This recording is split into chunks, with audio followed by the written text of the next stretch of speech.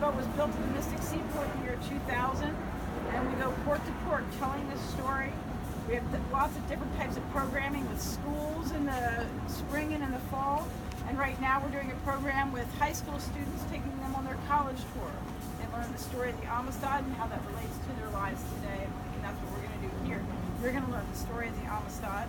And if there's any questions about the ship, I'll give you a little tour after. Now, Jason is our expert in the history of the story of the Amistad. He's going to take it. Cool. So yeah, so the version of this story will take 19 minutes and 22 seconds. So get comfortable, and then I'll of course take questions. There is an interactive portion of this talk where you interact with me. Raise your hands if you've seen the movie Amistad. Great. This concludes the interactive portion of our story. So I always ask about the film because it seems like a lot of people have seen it. It's also the reason, I think, why there's a renewed interest in Amistad story. It was very popular in the 1830s and 1840s. Everybody knew the story. And then it was forgotten. And like a lot of history, it kind of comes and goes. But there was a resurgence in interest in the late 1990s, absolutely, in major part because of the film. So while I definitely have some issues with the film, we think it's a good, we think it's why we're talking about it. It's probably why I know it's why we're here. I don't know where I'd be right now if it wasn't for Steven Spielberg. So, but if you have seen the film, one of the first things they start you off with is this idea that Singbe Pie, this dad, right? They show him as a dad and as a husband. He is minding his own business, doing what Mende people do, which was tend his farm, trade his goods, play with his kids, and just be an all-around good guy. And one day he was kidnapped, and he never came home. The weird part of the story is for his wife and kids, that's the end of the story. That's the story they know. Dad never came home. But I know what happens to Singbe because he ends up really close to this area. And so that I know what happens to Singbe more than his own family. I always found that to be weird. But I know that Singbe was kidnapped in 1839. And in 1839, he is forced to march to a slave fortress on the west coast of Africa with hundreds and hundreds of other people. And this is in 1839 when the importation of slaves, right? Slaves going across the Atlantic Ocean, that has been long banned. So that's illegal. It's been illegal for years. But it didn't stop some countries, in particular the Spanish and the Portuguese, from continuing on with that illegal trade. So Singbe, I know, was kidnapped and forced to march to Lomboko, a slave fortress on the west coast of Africa. It's here that he sees the Atlantic Ocean for the first time. It's the first time he's seen white people.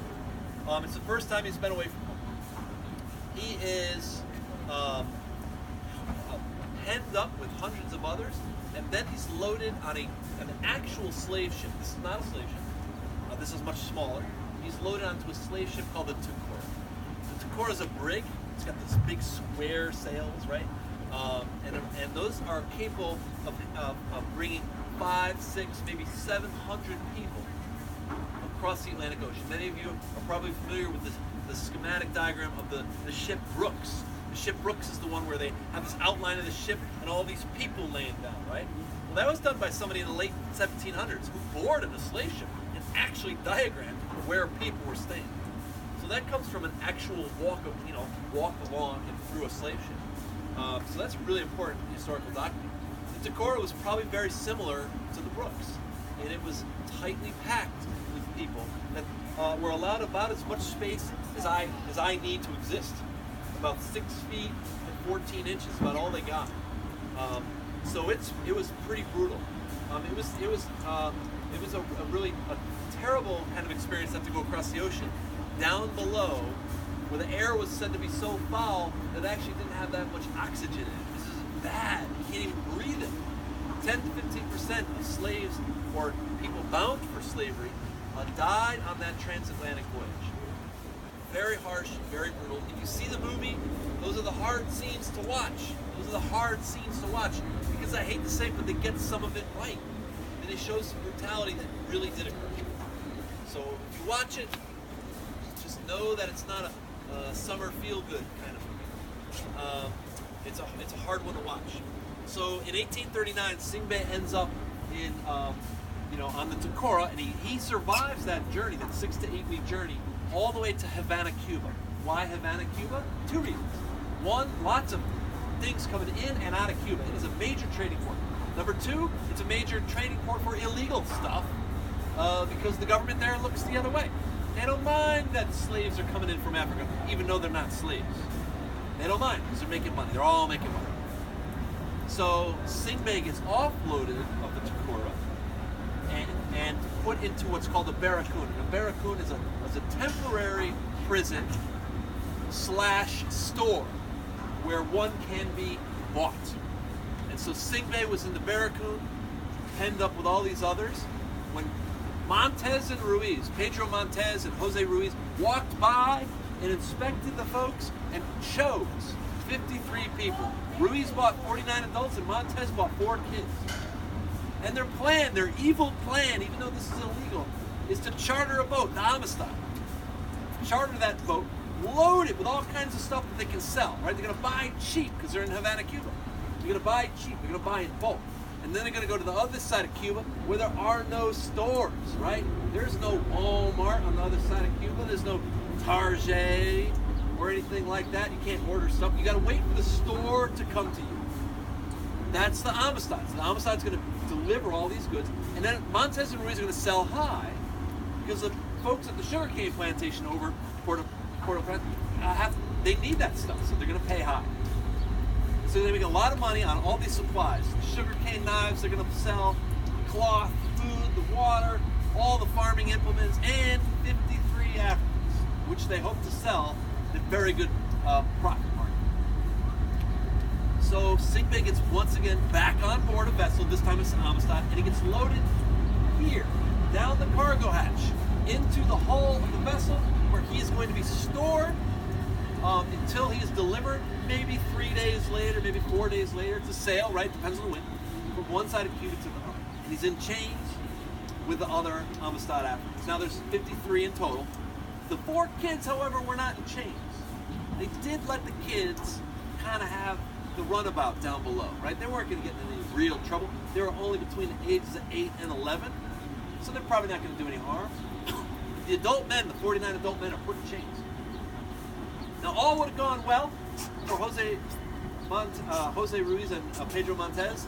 However, 2 things happened on this day that no one really saw coming. Number 1, Singbei PA finds a nail, and in the movie they show this. And that supposedly really happened. He finds a nail, and he puts it under his armpit, he saves it for later, thinking that it might come in handy. He's a resourceful guy. This is the captain and crew of the Amistad. Does Montez and Ruiz, do they know that he's a resourceful guy? No. Do they know he's smart? No. Do they know he's a dad? No. They don't know anything about Singbei PA, this guy that swipes a nail when nobody's looking, because they don't see him as a human being.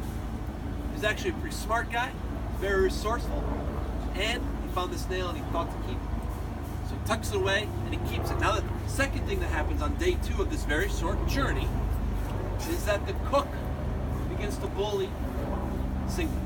Why? I don't know. Maybe he needs to feel good about himself. I mean, I had lots of bullies pick on me for no good reason. All throughout middle school and high school, all throughout, I had bullies taking my milk money, taking my lunch money, slapping my books down, kicking me, and those were just the teachers.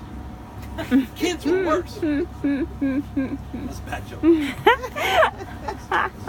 Anyway, so, but for some reason the cook had it in for Singbei. The cook had it in for Singbei. He's always bothering him and pushing him around.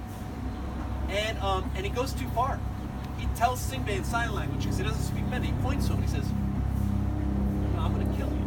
And then, I'm going to eat you. Singbei believes him. Singbei believes him. He's never seen white people before, by the way. He's seeing now the lowest of the low, right? These guys who are treating them inhumanely, like they're not even human beings. Singbei believes him.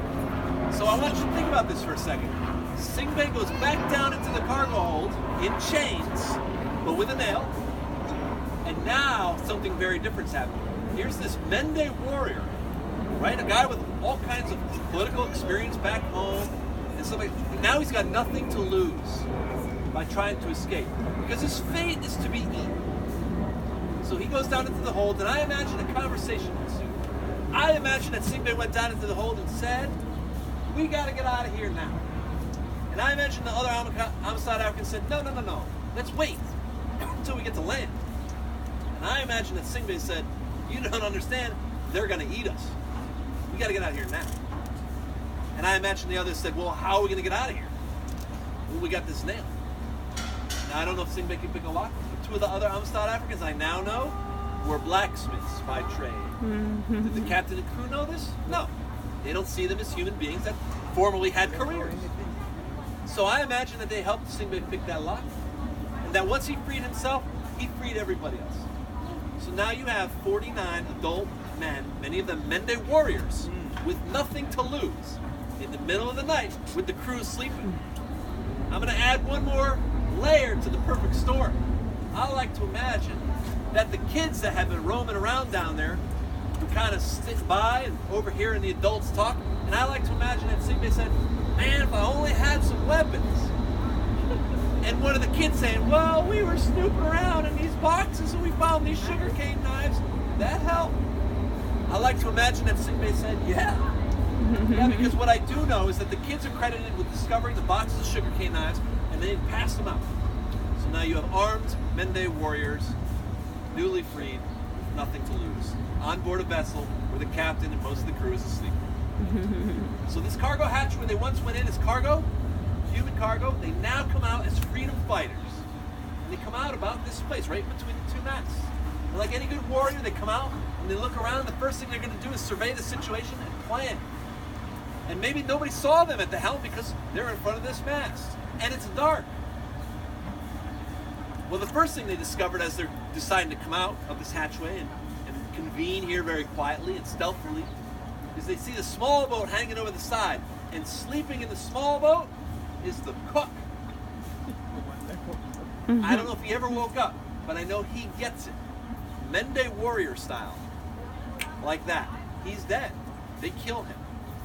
The general alarm is sounded at the aft end of the boat, and the crew come up with their guns, but they're the old style guns that kind of take like 30 seconds, 40 seconds to load if you're fast and not nervous. When you have 49 Mende warriors rushing you, you tend to get a little nervous. I imagine reloading was not an option. So they are going to fire their guns, and maybe they have 2 per person, I don't know, but a fight ensues. And knives against guns. It does not take long for the Amistad Africans, the Mende warriors, to kill the captain, the cook. The 2 sailors flee, by the way. They're very brave, right? They jump over the side, steal the small boat, and row to Cuba, where they actually make it. And that leaves Montez and Ruiz. Singbei Pie wanted to kill them. He didn't trust them. But the other Amistad Africans talked him out of that. They decided to keep those guys alive to help them to get back to Africa. And that's where they want to go. That's all they've ever wanted to do, is go back to Africa to their homes, see their families. So nothing worse than being separated from your family. So the dads want to go back to their families. Now here's the thing, though. They don't know how to sail, but they do know the sun, where it rises and sets. And they tell Montez and Ruiz in sign language, because they don't speak Spanish. They say, "We want to go home to Africa." And believe me when I tell you that Montez and Ruiz knew what they were saying, because the Amistad Africans made it real clear. Go that way. So when the sun rose in the morning, they sailed east towards the sun, and as it set behind them in the west, they continued on in an easterly direction. And as soon as it went down, Montez and Ruiz turned the boat around. Because I don't care how good a sailor you are, it's really hard to tell where you're going at night, unless you're really good with celestial navigation. And they started to head back towards Cuba, towards the United States. So they go west. Before the sun comes up, so they don't get killed, they turn the boat back around again. And now they're heading in an easterly direction. So when Singbei and the others see the rising sun in the east, they feel very confident, or maybe, that they're heading back home to Africa. So they continue